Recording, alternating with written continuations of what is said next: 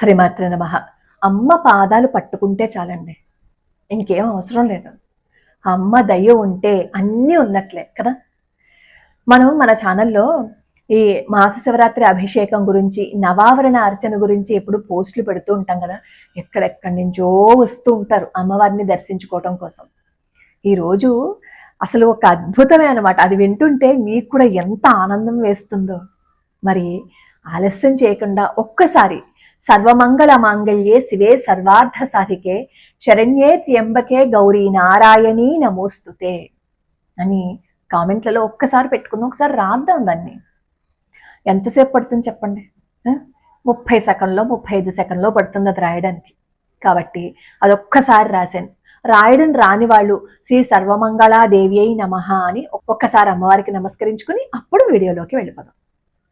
ఒక ఆయన మనం ఈ పోస్టులు పెట్టుకుంటూ ఉంటే మాస శివరాత్రి అభిషేకానికి, నవావరణ అర్చనకి ద్రవ్య సమర్పణ చేస్తూ ఉన్నారనమాట. ఆయనకేవో ఆర్థికంగా ఇబ్బందులు ఉన్నాయన్నమాట. ఆ ఇబ్బందుల నుంచి బయటపడాలని, వాళ్ళ అమ్మాయికి వివాహం జరగాలని, అలాగే వాళ్ళ అబ్బాయికి ఉద్యోగం రావాలని చెప్పి ఆయనేమో ద్రవ్యాన్ని సమర్పణ చేస్తూ ఉన్నారు. సరే, ఆయనేమో ఒక స్థలాన్ని అమ్మేస్తే ఆ స్థలం అమ్మేసిన డబ్బుల నుంచి వేరే వ్యాపారం చేయాలనేది ఆయన ఆలోచన అనమాట. వాళ్ళ స్నేహితులందరూ ఏదో వ్యాపారం చేస్తున్నారట. అందులోనేమో ఈ డబ్బులన్నీ పెట్టుబడిగా పెడితే ఈయనకి కూడా కొంచెం మంచి భవిష్యత్తు ఉంటుంది, కూతురికేమో పెళ్లి చేయొచ్చు అని చెప్పి ఆయన ఆలోచన. సరే, ఇంకా సంవత్సరం పాటు మాస శివరాత్రికి అభిషేకానికి ద్రవ్య సమర్పణ చేస్తున్నారు, అమ్మవారి నవావరణార్చనకి కూడా ద్రవ్య సమర్పణ చేస్తూ ఉన్నారు. ఈ స్థలం అమ్ముడుపోలేదు. ఈ లోపు వాళ్ళ స్నేహితులేమో వ్యాపారం మొదలు పెట్టేశారు. ఈయనకేమో వాళ్ళ స్నేహితుల మొదలుపెట్టిన వ్యాపారంలో డబ్బులు పెట్టుబడి పెట్టకుండా జాయిన్ అవ్వడం ఇష్టం లేదనమాట. ఎందుకంటే రేపు అన్న రోజు ఏదైనా మాట వస్తుందేమో అని చెప్పి వాళ్ళ దాంట్లో కలవలేదు. కానీ సంవత్సరం అయిపోయింది వాళ్ళు వ్యాపారం మొదలుపెట్టి. నెమ్మదిగా వాళ్ళు లాభాలు సంపాదిస్తూ ఉంటే ఈయనకి మనసులో బాధ అనమాట. నేను భగవంతుడి పాదాలు పట్టుకున్నా కనీసం నా స్థలం కూడా అమ్ముడవ్వలేదు అని చెప్పి ఈయన బాధపడుతున్నాడు. గోరు చుట్టు మీద రోకటి పోటు అంటా చూసారా, అలా వీళ్ళ అబ్బాయి ఏదో ఇంటర్వ్యూ రాస్తే ఉద్యోగం ఇంకా లాస్ట్ మినిట్ వరకు వచ్చిందట. ఇంక వచ్చేస్తుంది ఉద్యోగం అని చెప్పి అనుకున్నారట. ఆ ఉద్యోగం రాలేదట. అలాగే వాళ్ళ అమ్మాయికి వివాహం కూడా అంతే. ఇంకా కుదిరిపోతుంది అని అనుకున్నారట సంబంధం, అన్ని ఇంక మాట్లాడేసుకున్నారట. ఇంకా నిశ్చయితాంబూలాలు తీసుకోవాలన్నమాట. అది కూడా చివరి క్షణంలో చెడిపోయింది. ఇంకా ఆయనకి విపరీతమైన కోపం వచ్చేసింది అనమాట. దెబ్బ మీద దెబ్బ, ఇటు ఉద్యోగము లేదు నా కొడుక్కి, నా కూతురికేమో పెళ్లి కాలేదు, వ్యాపారం కూడా నేను మొదలు పెట్టలేకపోయాను, ఇదే అమ్మవారి దయ అంటే అని చెప్పి ఆయన బాధపడుతున్నారు. 2 సంవత్సరాల నుంచి ఆ మాస శివరాత్రి అభిషేకమును అమ్మవారికి ఏమో అర్చన చేయించుకుంటున్నారు అనమాట. అసలు ఎదుగు బొదుగు లేదు, తీరామోస్ అన్ని కష్టాలే వచ్చాయి, అమ్మవారి పాదాలు పట్టుకున్నందుకు మాకు ఇంత కష్టం వచ్చిందా అని చెప్పి ఆయన బాధపడి ఇంక నేను ఎప్పుడు గుడికి వెళ్ళను, అర్చనకి పంపించిన అభిషేకం కూడా చేయించుకోను అని అనుకున్నారట. వాళ్ళ ఆవిడ గారు ఏమో చెప్పారట, అలా అనద్దు, మన కర్మ ఫలితం ఉంటుంది కదా, ఏమో ఎక్కడ ఏం జరిగిందో మనకేం తెలుసు, మీరు అలా అమ్మవారిని దూషించకండి, మీరు పంపించకపోతే మానేరు, కానీ ఇలా దూషణ మాత్రం చేయకండి అని చెప్తే నేను అంత ఆశలు పెట్టుకున్నాను, ఒక్కటైనా జరిగిందా నా జీవితంలో అని చెప్పి ఆయన ఏమో అమ్మవారికి దూరం అయిపోయారు. కానీ భార్యకి మాత్రం చాలా బాధ కలిగిందనమాట. అంటే మనకి ఏదైనా కష్టం వస్తే అమ్మవారు తీర్చకపోతే ఇంక మనం దూరం అయిపోతామా? కాదు, అమ్మవారి పాదాలే పట్టుకుంటాను నేను చెప్పి పాప ఆవిడ అస్తమాను అమ్మవారిని స్మరించుకుంటూ అక్కడ మాస శివరాత్రి అభిషేకానికి, నవావరణార్చనకి వాళ్ళ ఆయన గారు ద్రవ్య సమర్పణ మానేశారు కదా, కానీ ఈవిడ మాత్రం పంపించేవారట. ఒకరోజు వీళ్ళ ఆయన గారికి వాళ్ళ స్నేహితులు ఫోన్ చేశారట. ఫోన్ చేసి ఒరే ఏదైనా కొంచెం డబ్బులు ఉంటే అయినా సర్ది పెడతావా అని చెప్పి అడిగితే, అదేంట్రా అంటే, లేదురా అనుకోకుండానేమో నష్టం వచ్చింది అని చెప్పి అన్నట్ట. అంతే, ఈయనకి ఒక్కసారి బాంబు పేలినట్టు అనిపించింది అనమాట. నష్టం వచ్చి అప్పులు పాలైపోయారు అని చెప్తే ఇంకా ఏం చెప్పాలో కూడా సమాధానం అర్థం కాలేదట. ఫోన్ పెట్టేసట. ఫోన్ పెట్టేసి గబగబా భార్యను పిలిచి, ఇదిగో వాళ్ళ వ్యాపారం మొదలు పెట్టారు కదా, నష్టాలు వచ్చాయట, నేను అందులో వెళ్ళుండుంటే ఆ స్థలం అమ్మేసిన డబ్బులు అనవసరంగా పోదనేమో, అమ్మవారు రక్షించారు అని అసంకల్పితంగా అన్నట్ట. వెంటనే వాళ్ళ ఆవిడ అన్నట్ట, చూసారా అమ్మవారు రక్షించారని మీరే అన్నారు, అమ్మ ఎప్పుడు ఏం చేస్తారు అనేది తెలియదండి, అమ్మవారి అనుగ్రహం మనకుంది కాబట్టి అలా స్థలం అమ్మడవకుండా ఆ వ్యాపారంలో పెట్టుబడి పెట్టనివ్వకుండా చేశారు, మీరు కూడా పెట్టుండుంటే ఇన్ని నష్టాలు వచ్చేవి, కాబట్టి కాస్త ఆలస్యమైనా సరే మంచి జరుగుతుంది, ఎందుకు అంత బాధపడిపోవడం అని అనుకున్నట్ట. తర్వాత ఏమో కూతురికి ఆ సంబంధం చెడిపోయింది కదా, ఆ చెడిపోయిన ఆ సంబంధం వాళ్ళు అసలు వాళ్ళకి ఏదీ లేదుట, నయా పైసా కూడా. మోసం చేసి పెళ్లి చేసుకోవాలని వచ్చేట. కానీ మాటల్లో ఏదో తేడా వచ్చి అవతల వాళ్ళకి ఏమీ లేకపోయినా సరే ఈగోకి పోయి ఈ సంబంధాన్ని వద్దనుకున్నారనమాట. తర్వాత ఈ విషయం తెలిసి అమ్మ నా కూతురు ఎంత అదృష్టవంతురాలో కదా అని చెప్పి అనుకున్నారు. తర్వాత ఏమో కూతురికి పెళ్లి నిశ్చయమైంది. రేపు 28వ తారీఖున అమ్మాయికి వివాహం అనమాట. ఆయన చెప్పారు, నిజమే అమ్మా, ఎప్పుడు అమ్మ అనుగ్రహం ఉంటుంది అనేది మనకి తెలియదు. అమ్మ మనకి ఏది కావాలో అది ఇస్తుందమ్మా. నేను చాలా పొరపాటు చేశాను, నాకు నమ్మకం ఉంది నా కొడుకుకి కూడా మంచి ఉద్యోగం వస్తుంది అని నాకు నమ్మకం ఉంది. నా జీవితాల్లో నిజంగా అద్భుతాలే.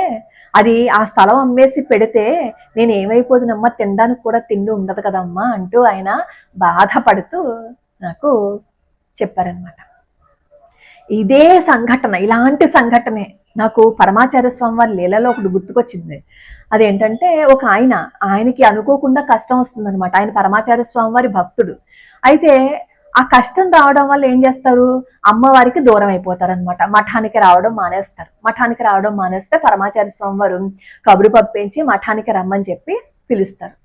ఆయన రాగానే సౌందర్య లహరిలోని శ్లోకం, త్వదన్య పాణిభ్యాం అభయవరదో దైవత గణ త్వమేకా నైవాసి ప్రకటిత వరాభీత్యభినయ భయాత్రాతుం దాతుం ఫలమపి చ వాంఛా సమరికం శరణ్యే లోకానాం తవహి చరణౌ వేవ నిపుణౌ. ఈ శ్లోకం ఉంది కదా, మీ అందరికీ తెలిసి ఉంటుంది కదా. ఆ శ్లోకాన్ని అతనికి చెప్తూ అమ్మ ఎప్పుడు ఎవరిని ఎలా అనుగ్రహించాలి అనేది, ఎప్పుడు ఏది ఇవ్వాలి అనేది అమ్మకి తెలుసు అంటూ ఒక కథ చెప్తారనమాట. ఇది కూడా మన ఛానల్లో నేను చెప్పాను. ఒక ఉప్పు వ్యాపారి, ఆయన ఉప్పు వ్యాపారం చేసుకుంటూ ఉంటారు. ఒక రోజు విపరీతమైన వర్షం. ఈ వ్యాపారి అమ్మవారి భక్తుడు అనమాట, కామాక్షి అమ్మవారి భక్తుడు అనమాట. విపరీతమైన వర్షం వచ్చేస్తే, ఏంటమ్మా ఇలా వర్షం కురిపించేసావు, ఒక్క పైసా కూడా లేదు, ఏంటమ్మా ఇలా చేసావు అని చెప్పి ఆయన బాధపడతారనమాట. బాధపడి ఇంకా కరిగిపోయింది కదా ఉప్పు అంతా, ఏం చేయలేక ఖాళీ చేతులతో ఇంటికి బయలుదేరతారు.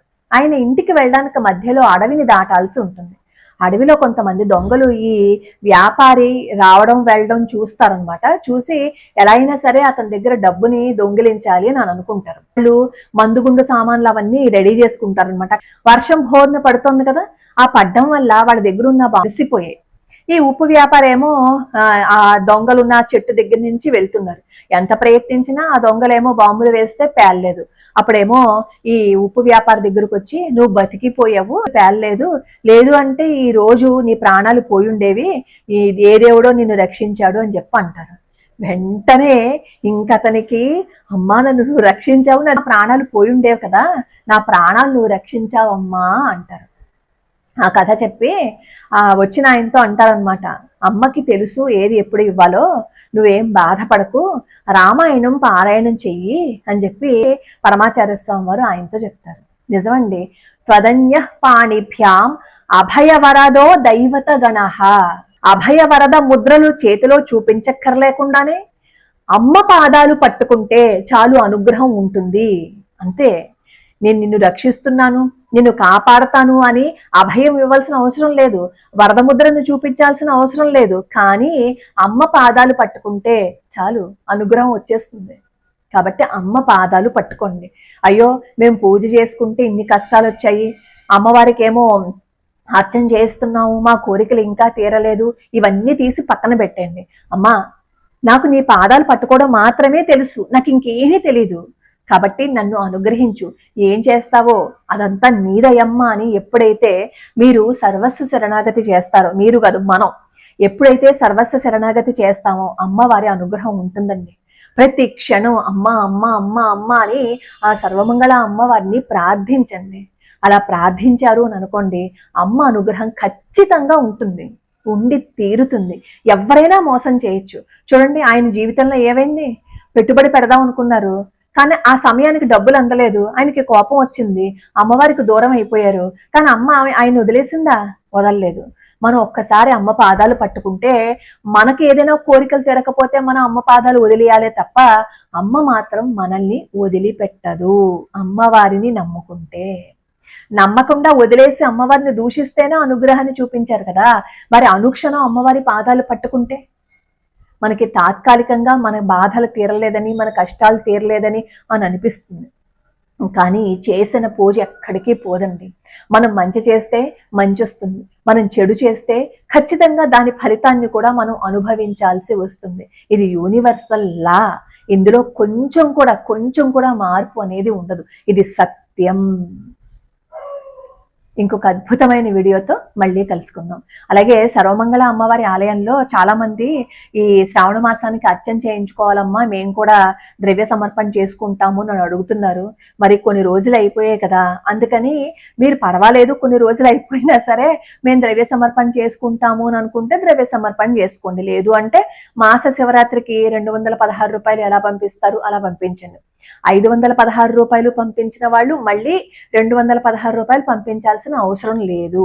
ఒక్క మాస శివరాత్రికి అభిషేకం మాత్రమే చేయించుకుంటాము అని అనుకుంటే 216 రూపాయలు ద్రవ్య సమర్పణ చేయండి.